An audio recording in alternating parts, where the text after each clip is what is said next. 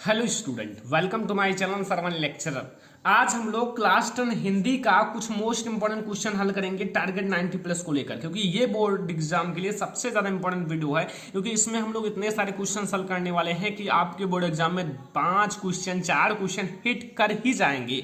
तो भैया वीडियो को कर दो लाइक, चैनल पर नए हो सब्सक्राइब कर लेना, अपने फ्रेंड्स के साथ शेयर कर देना। देखो पहला क्वेश्चन है कि हिंदी के प्रमुख संस्मरण लेखकों का नाम लिखिए। मतलब जो हिंदी है, हिंदी के प्रमुख संस्मरण लेखक कौन कौन से हैं वो बताना है। देखो हिंदी के जो प्रमुख संस्मरण लेखक हैं, अब भाई संस्मरण लेखक देखो ऐसे बहुत सारी चीजें हैं। संस्मरण लेखक, रेखाचित्र लेखक एंड आपके छायावादी युग के लेखक, रीतिकाल के लेखक, शुक्ल युग के लेखक, तो ऐसे बहुत सारी चीजें हैं। तो यहाँ आपके मैं 2 चीजें बताता हूँ। नंबर 1 पदम सिंह शर्मा एंड दूसरा है कन्हैया लाल मिश्र प्रभाकर। ये दोनों आपके जो है ना संस्मरण लेखक के नाम हैं। याद हो गया? क्या दिक्कत है?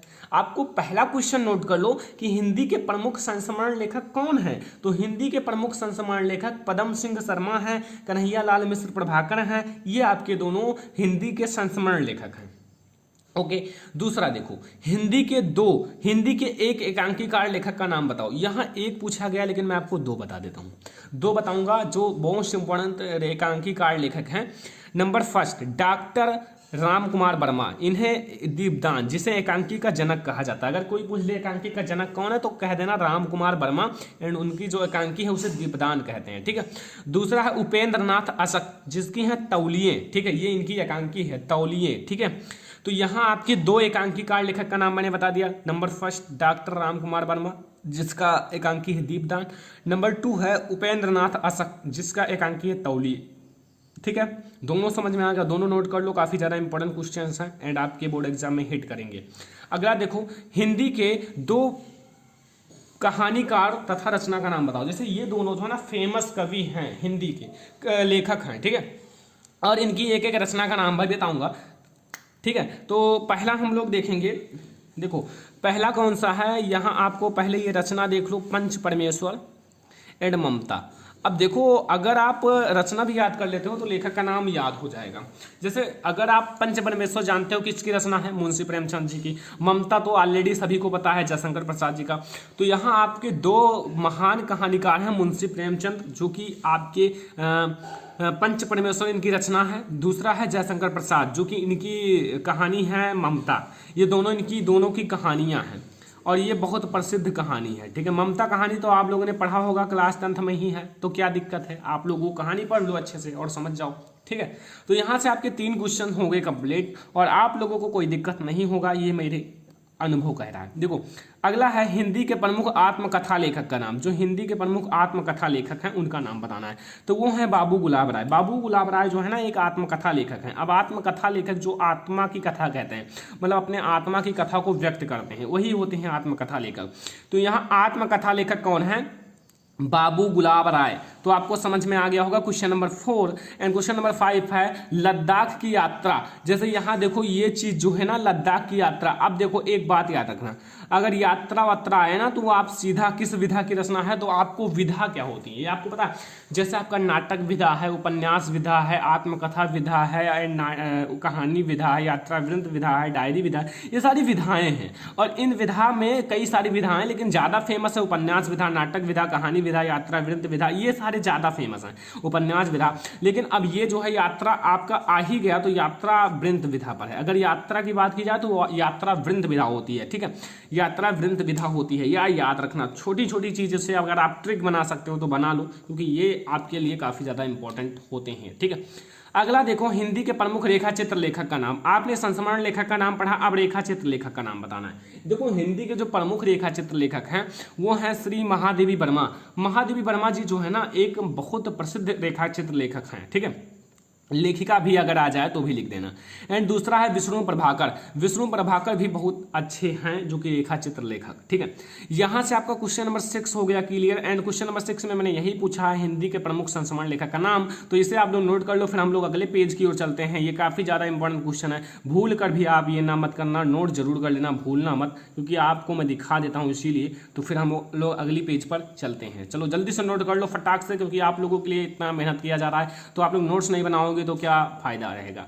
चलो फिर हम लोग चलते हैं अगली पेज की ओर। इस पेज में हम लोग कुछ मोस्ट इंपॉर्टेंट गद्य विधा देखेंगे, जो कि विधा क्या है, विधा जो जिस विधा पर ये आधारित है, लेखक का नाम देखेंगे या रचना, रचना एंड उसके जो लेखक का नाम है एंड उनकी गद्य विधा, ठीक है। कुछ ज़्यादा नहीं है, 10 हैं, ठीक है। और ये 10 आपके लिए IMP है, मैंने ज़्यादा नहीं लिया क्योंकि IMP जितने भी हैं वो मैंने लिया है।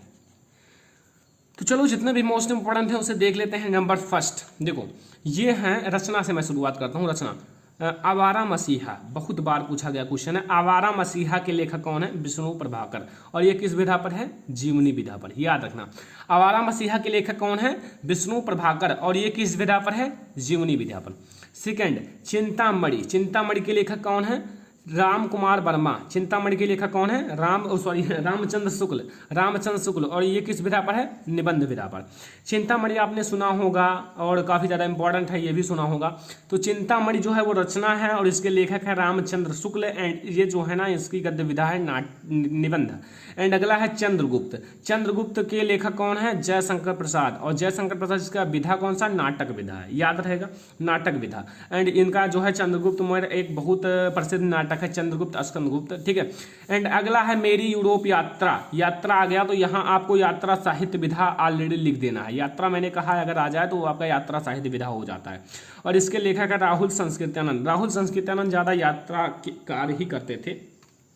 अगला है, ये बहुत इंपॉर्टेंट है सब, लहरों के राजहंस। लहरों के राजहंस के लेखक है मोहन राकेश। कौन है? मोहन राकेश, जो कि किस विधा पर है? नाटक विधा पर। जो लहरों के राजहंस हैं उनके लेखक है मोहन राकेश और वो किस विधा पर है? नाटक विधा पर। अगला है मैला आंचल। ये सारे बहुत इंपॉर्टेंट है। मैला आंचल जिसके लेखक है फणीश्वर नाथ रेणु, फणीश्वर नाथ रेणु, जो कि है उपन्यास विधा पर, ठीक है, उपन्यास विधा पर। जैसे मैला आंचल, इसका जो है ना लेखक है फणीश्वर नाथ रेणु और ये है उपन्यास विधा पर। और अगला है सूरज का सातवां घोड़ा। ये है 7वां नंबर क्वेश्चन, सातवां घोड़ा, 7वां है, ठीक है। सूरज का सातवां घोड़ा जिसके लेखक है धर्मवीर भारती और ये है उपन्यास विधा पर, ठीक है, उपन्यास विधा पर। सब याद रहेगा ना, कोई दिक्कत तो नहीं होगा। अगला है मेरी असफलताएं। मेरी असफलताएं जो है गुलाब राय जी का है एंड ये है आत्मकथा विधा पर। गोदान, गोदान है मुंशी प्रेमचंद जी का, ये भी उपन्यास विधा पर है। सारी विधाएं याद रखना और लेखक का नाम याद रखना और रचना याद रखना। अगला रचना है अशोक के फूल। अशोक के फूल जिसके लेखक हैं हजारी प्रसाद द्विवेदी। आचार्य हजारी प्रसाद द्विवेदी लिख सकते हो, निबंध विधा पर। तो यहाँ से मैंने 10 मोस्ट इंपॉर्टेंट जो आपके बोर्ड एग्जाम में हिट करेंगे वो मैंने कंप्लीट किया है। 10 मोस्ट इंपॉर्टेंट लेखक, उनकी रचना एंड आपकी विधा। विधा भी इंपॉर्टेंट है, लेखक भी इंपॉर्टेंट है, रचना भी इंपॉर्टेंट है, तो याद सभी को करना है, ठीक है। तो यहाँ से आपकी ये क्वेश्चन नंबर 7वां में मैंने 10 क्वेश्चन लिए थे, वो भी एक ही क्वेश्चन मैंने माना है, क्वेश्चन नंबर 7। क्वेश्चन नंबर 8 देखें।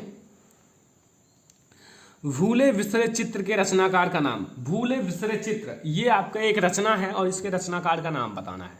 तो जानते हो? नहीं जानते हो क्योंकि आपने अभी तक पढ़ा ही नहीं। पढ़ोगे कैसे जब स्कूल नहीं खुला? मैं कह रहा हूं, मैं पढ़ा रहा हूं, तो आप लोग क्यों नहीं पढ़ रहे हो? पढ़ो। जब मैं पढ़ा रहा हूं आप लोगों को स्कूल की क्या जरूरत? स्कूल खुलेगा जाइएगा, नहीं खुला ना जाओ, ठीक है। यहाँ है भगवती चरण वर्मा। इसके रचनाकार कौन है? भगवती चरण वर्मा, ठीक है, याद हो जाएगा ना, कंफ्यूजन तो नहीं है।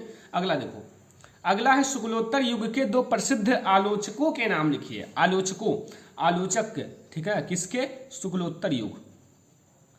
पहला आचार्य हजारी प्रसाद द्विवेदी जी हैं और दूसरा है पंडित नंद लाल दुलारे वाजपेयी या नंद दुलारे वाजपेयी, ठीक है। ये आपके 2 जो है ना, 2 शुक्लोत्तर युग के बहुत अच्छे लेखक हैं, प्रसिद्ध आलोचक हैं, आलोचक के रूप में जाने जाते हैं ये दोनों। तो यहां से आपके 9 नंबर क्वेश्चन आपके क्लियर हो गए। फिर हम लोग अगली पेज में चले, लेकिन इससे पहले हम लोग नोट कर लो, मैं आपको दिखा देता हूं, फिर अगली पेज में चलते हैं। सभी लोग नोट कर लेना, ये 10 रचना जरूर नोट कर लेना। ये इसलिए मैंने लिखा है कि आप लोग नोट्स में नोट कर लेना, नहीं दिख रहा हो तो स्क्रीनशॉट ले लेना, और लेकिन यार नोट जरूर कर लेना, आपके लिए काफी ज्यादा इंपॉर्टेंट है। चलें आगे, चलो अगला क्वेश्चन देखते हैं। देखो, रीति मुक्त, जो रीति काल से मुक्त है, काव्य के किन्हीं 2 कवियों तथा एक रचना का नाम लिखिए। ये सारे IMP क्वेश्चंस हैं, ये सारे तो बहुत ज्यादा इंपॉर्टेंट है। भूषण जिसकी जो रचना है शिवा बामुनी एंड दूसरा है गोरेलाल जिसकी रचना है छत्र प्रकाश। देखो दोनों को आपको याद रखना है, एक तो भूषण जी हैं, दूसरा गोरेलाल। और भूषण की रचना है शिवा बामनी एंड दूसरा है गोरेलाल। गोरेलाल की रचना है छत्र प्रकाश, ठीक है। याद हो जाएगा ना। ये क्वेश्चन नंबर 10 है, रीति मुक्त की बात की गई है, ठीक है। अब देखो रीति काल की दो विशेषता का नाम, रीति काल की दो विशेषताओं का नाम बताना है। तो रीति काल की दो विशेषताएं कौन कौन सी हैं वो आपको बताना है। तो नंबर फर्स्ट है रीति या लक्षण ग्रंथों की रचना, रीति या लक्षण ग्रंथों की रचना, और दूसरा है ब्रज भाषा का चरमोत्कर्ष। पहला है रीति या लक्षण ग्रंथ, जैसे रीति की ज्यादा बात की गई है, रीति रिवाज एंड लक्षण ग्रंथों की रचना, ठीक है। एंड दूसरा है ब्रज भाषा का चरमोत्कर्ष, इसमें ब्रज भाषा का ज्यादा किया गया, श्री कृष्ण की भाषा में ज्यादा बातें की गई है, ब्रज भाषा। बिहारी जी इनके बहुत बढ़िया लेखक हैं और भी हैं, लेकिन अब ऐसे में आपको रीति काल की दो विशेषताएं याद कर लेनी है। ये आपके लिए VIMP हैं, और अगर बात की जाए तो ये आपके लिए 3 स्टार की कैटेगरी में रखा गया है, ठीक है, याद हो जाएगा ना। अगला देखो, छायावाद के दो विशेषता बताना है। पहले तो मैंने रीति काल की दो विशेषताओं पर बात किया, अब आपको छायावाद की दो विशेषताएं बताना है। छायावाद काल की दो विशेषताएं बहुत अच्छी अच्छी हैं। पहला है प्रेम सौंदर्य का चित्रण, इसमें जो प्रेम पर ज्यादा प्रभाव डाला गया है, प्रेम सौंदर्य का चित्रण किया गया है, प्रेम की सुंदरता का चित्रण किया गया है, किसमें, छायावादी में। एंड रहस्यवादी जो भावना है उसको भी जागृत किया गया, रहस्यवादी भावना। तो यहां से मैं 2 इसलिए बता रहा हूं कि आपके हिंदी साहित्य में 1 पूछा जाएगा या 2, इससे 3 नंबर कभी नहीं होता, 4 नंबर कभी नहीं होता, 5 नंबर कभी नहीं होता। इसमें आपके 1 नंबर का क्वेश्चन, 2 नंबर का क्वेश्चन, इससे ऊपर नहीं आते हैं। 1 नंबर 2 नंबर, यही 2 क्वेश्चन आपके बोर्ड एग्जाम में आते हैं। 2 नंबर से ज्यादा हिंदी साहित्य में नहीं पूछा जाता, इसीलिए मैं 1 बताता हूं या 2 बताता हूं, इससे ज्यादा मैं बात भी नहीं करता एडवांस, ठीक है।